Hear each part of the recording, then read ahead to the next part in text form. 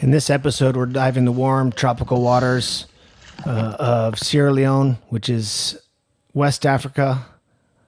And we're diving deep, able to pick up an awesome specimen of an African brown snapper or African Cubera. During a fishing ban, we found some new spots. This one was really deep and not productive. We found another shallow spot that held lots of life, lots of fish. This is Sierra Leone Spearo. Good morning. Welcome to Sierra Leone Spearo. Michael and I are glad to be back in the water after a 1-month break. The country of Sierra Leone had a fishing ban for the entire month of March. And so we spent our weekly time out looking for new spots, mapping some new areas, but we're back at diving. Michael jumped in at the first spot and has drawn first blood. Nice Cubera snapper, African Cubera on the first spot. See if we can get some more.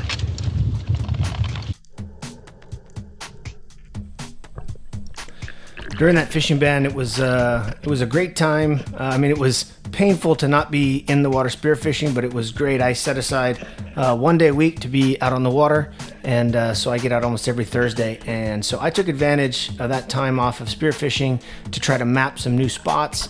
And this is one of those new spots that I had marked. It's just a really cool ridge, about 80 feet deep, that comes up from about 150 feet deep on either side of it. And really strange, cool structure, nice, beautiful fan corals and rock, but almost completely devoid of life. Really, really strange.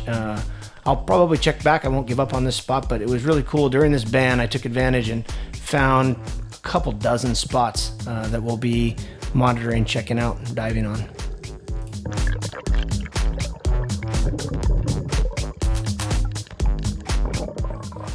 After checking out that spot and not seeing much life, we moved out to a pinnacle that we dive often, a place we love to dive. Usually we're diving mid-water because it's pinnacles comes up to about 70 feet, drops off to about 180.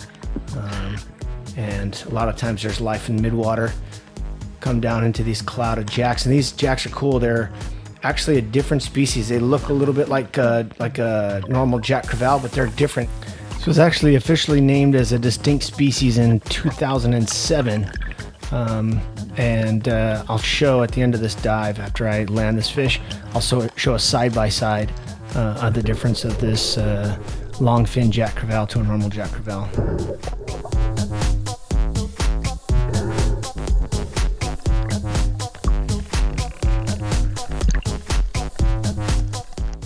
You can see with the jack crevalle, you've got a longer, sleeker body. Those top and bottom fins are quite a bit shorter. This long fin jack crevalle has got kind of big, sweeping top and bottom fins with different colorations. Cool to see the difference in those fish.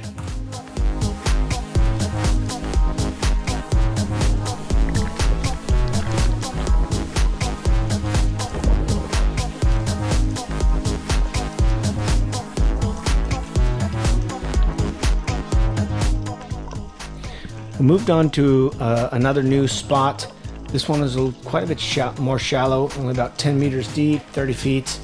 And we've dove in this area, but not on this specific spot. And we probably had dove maybe 300 meters away from this area. And but this was just a great spot. Picked up lots of life on the sounder when I went over it. Really kind of big, rocky structure. And it held lots of life. We were able to pick up 3 or 4 nice fish off this spot.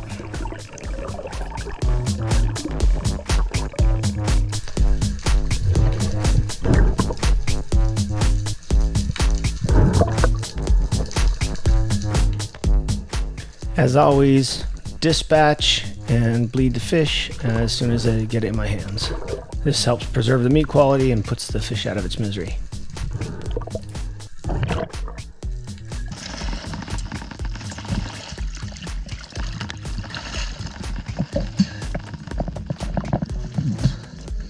I'm not being picky today.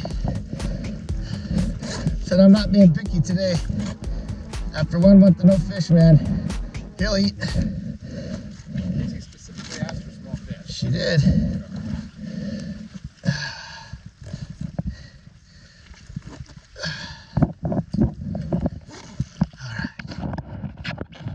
That baby, small fish for you.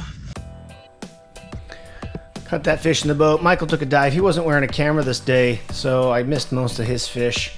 We usually alternate back and forth, but in that last clip you could hear my wife Casey specifically asked for some smaller fish. We're always trying to bring home, you know, big trophy fish, and last time we were in the States, she actually tested high for mercury.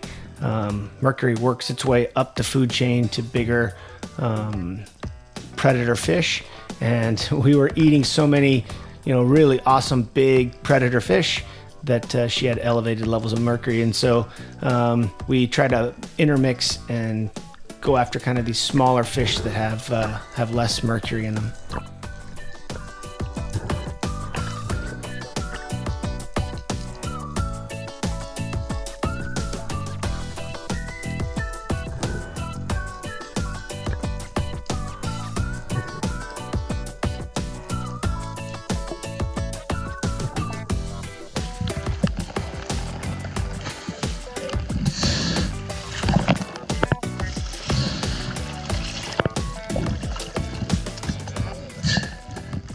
I just saw the one, but he looked lonely. It looked like he wanted to come in the boat with us.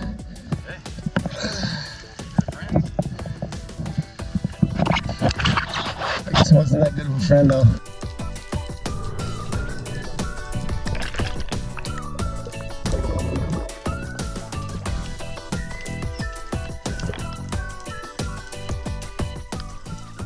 This new spot was producing well for us. You can see this is, for us, this is great visibility. So it was a pleasure to dive here. But we try not to hit a spot too hard. We'll put this in the rotation. You know, the more spots you have, the more you can leave them alone for a little while and not over harvest fish from a single site. But I'm able to pick up a nice small to medium sized barracuda.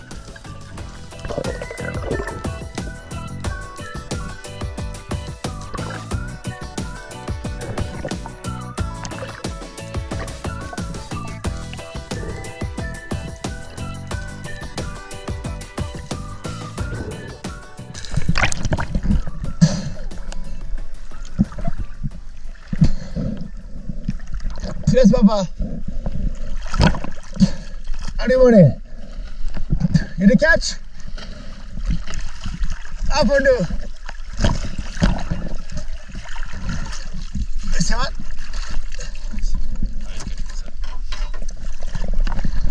Just the one. Came in, I was gonna shoot one of those.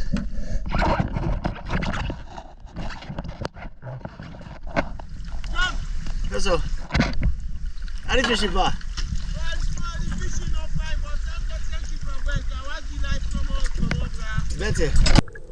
Those two line fishermen were fascinated. They came over to watch us dive, and they knew me and Michael by name. I didn't recognize them, but we go out every week, and we're kind of known on the island as local divers.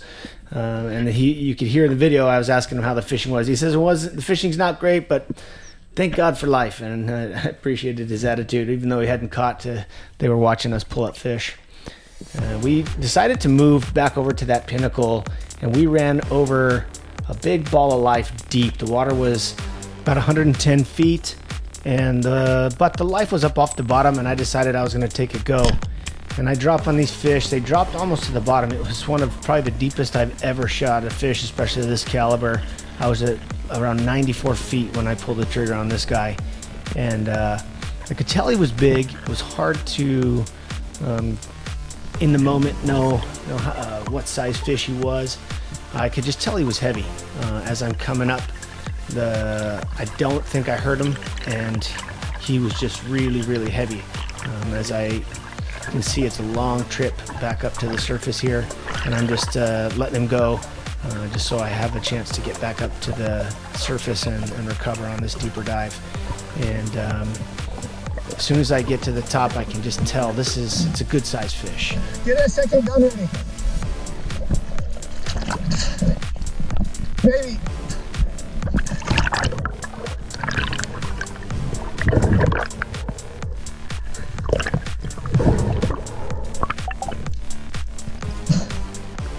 I can't see it, but it's heavy. It's a big grouper.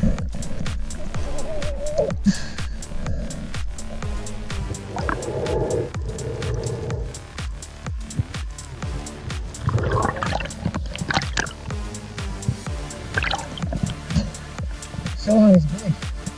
Can't tell how big.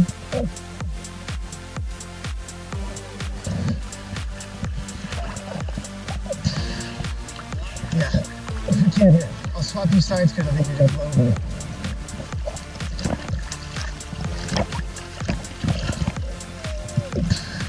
He's heavy, so just make sure the swell doesn't pull too hard. Both nice and just nice and easy.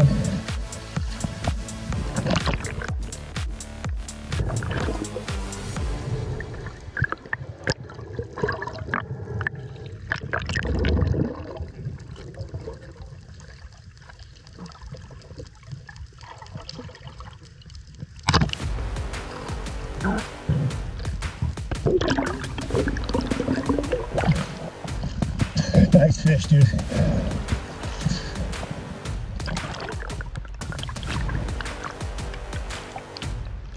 Woo! Nice fish. Woohoo!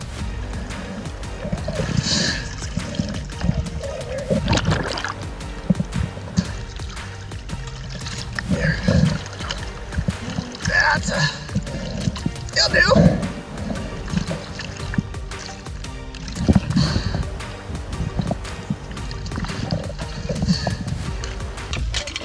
All right, Case, I told you I was going to get some small ones, but you didn't say they all had to be small. That is a beautiful fish. Probably in that maybe 18 to 20 kg range. Beauty. That was just an awesome surprise, just an amazing fish to get kind of right close in our local waters. Just an amazing specimen. That ended up going, I weighed it this day that we're cleaning fish. It had already been gilled, gutted, and scaled, and it weighed out at 18 kg. We're gonna do little lesser amberjack. We actually really like this fish. It's really kind of soft, tender, mild fish. We'll do this one for either poke bowls or sushi.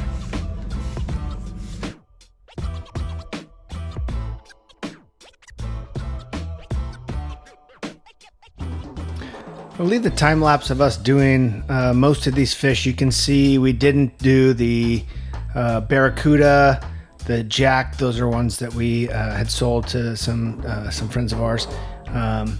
But this is a significant portion of what it means to be a spear fisherman. Taking care of this fish, we made sure that they were iced up well all night so that these fillets would be nice and firm. Makes it a little easier to pull the fillets, and it's a significant amount of work to do this right and take care of this awesome meat. Me and Michael have a really good system. I pull the fillets off and he skins and portions them up, and then what you don't see is the ladies behind the scenes. They're vacuum sealing inside the house. They're vacuum sealing these fillets up, marking them, and making sure that we can eat this fish over the course of the next couple weeks.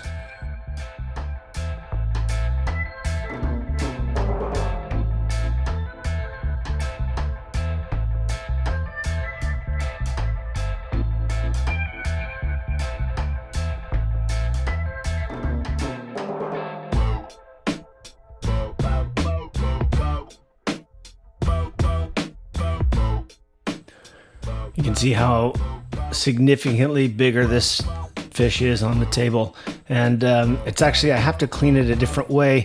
Normally I just go up and over that backbone and take the fillet off all in one piece. On a fish this big, I'll split it down that center line, follow that spine all the way up, and then take the top loin off separate from the bottom loin.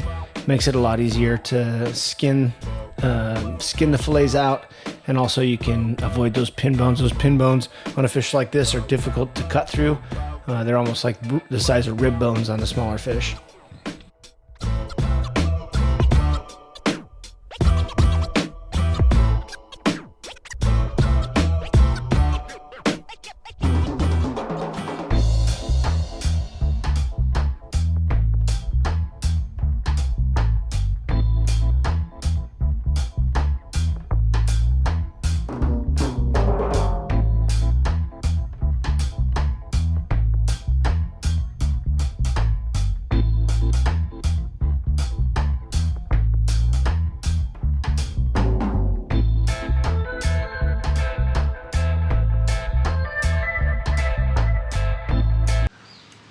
All right, here we are in the kitchen. We are gonna make some sushi with that amberjack.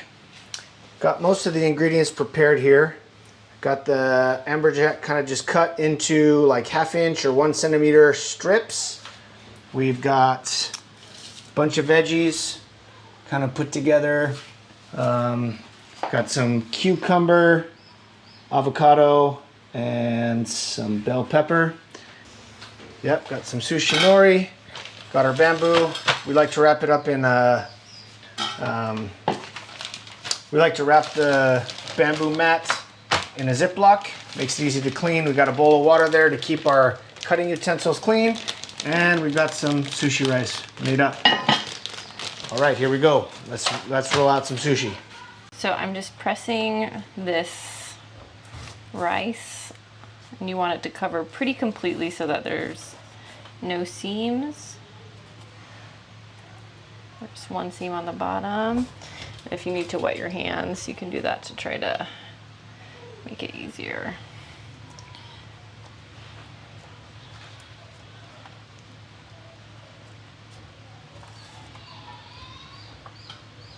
Okay. All right, Casey, now that we got the rice applied, what's next? Okay, so we grab our bamboo mat. And you can also wrap this, we do a Ziploc, but you can also use saran wrap that you wrap multiple times. And then you're gonna flip your roll over. And you're gonna add your fish.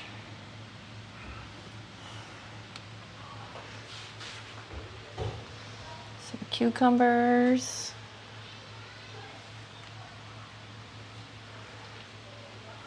Bell pepper.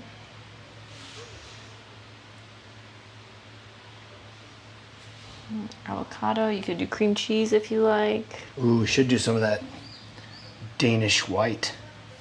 Okay. So then you just kind of take your roll and you want to press it over the other side of it. And then kind of squeeze it down here. And then you kind of just keep going for another last little bit.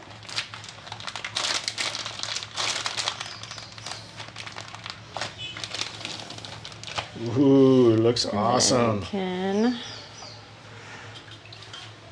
your knife. We'll try this one.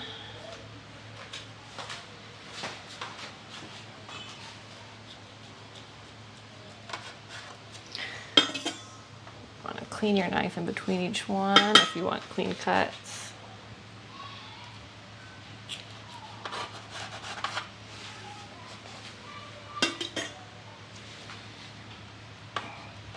I don't think I can wait till we do them all. Maybe this has to be the one for the, what is that, a baker's dozen? This could be the baker's dozen.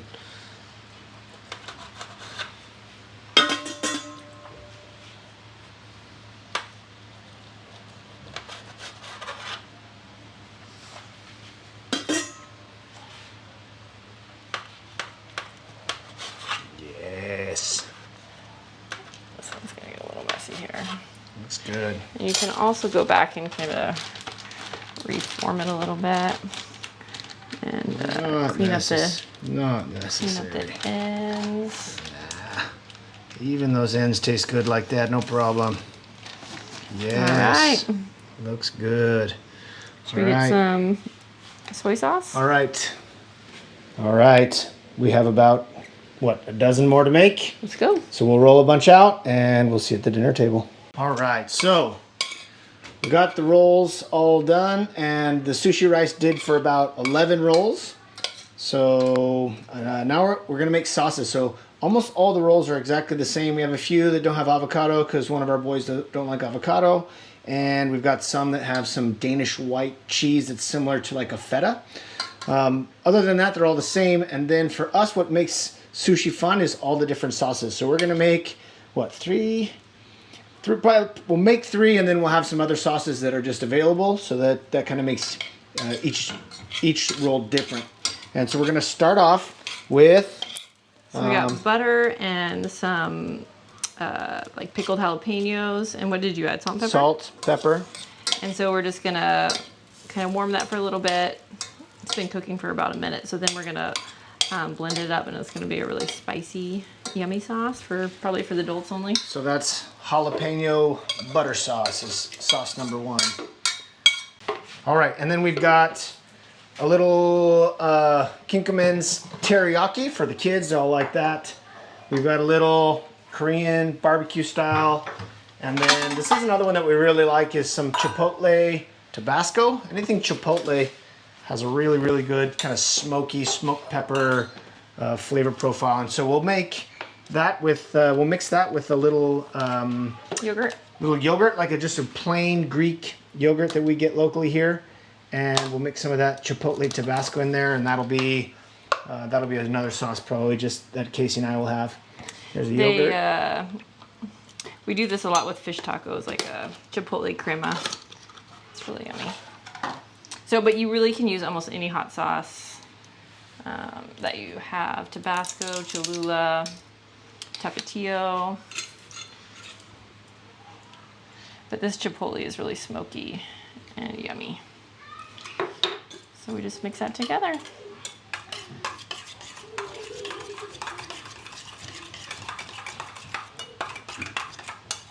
We are gonna do the taste test without the kids. They are playing peacefully outside.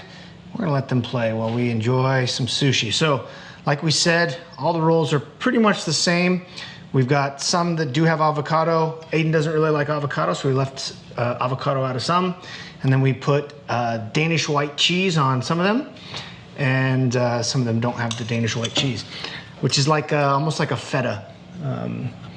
And so, all right, we're gonna give it a taste test here with the different sauces. This is the Tabasco and like yogurt. Here's the Tabasco and Chipotle on one. We got the butter and jalapeno on the other. Well, there's probably a better way to do this. I'm not fancy with like the fancy plating drizzle. You did better than me. All right. This is gonna be probably spicier than wasabi, but we'll give it a go here. Ooh, yes.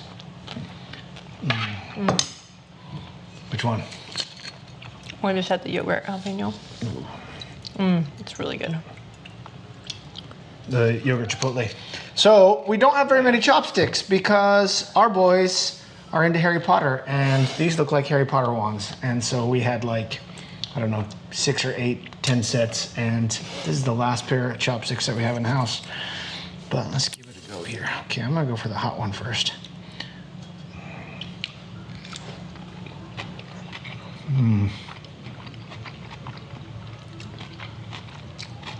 Really good. Not as spicy as I was anticipating. Really good. All right, now for the chipotle mayo.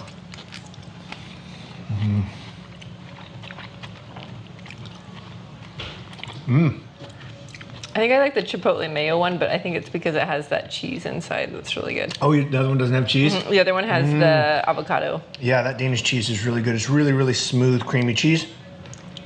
I think if I had to pick, I think I would go for the jalapeno one, actually. Quite good. Try it again. Really crisp. The fresh vegetables make a nice crispy roll with the bell pepper and the cucumber spears. Really, really nice crunch. Really, really awesome sushi roll. All right. Thanks so much for joining us. See you next time. Bye. Thanks.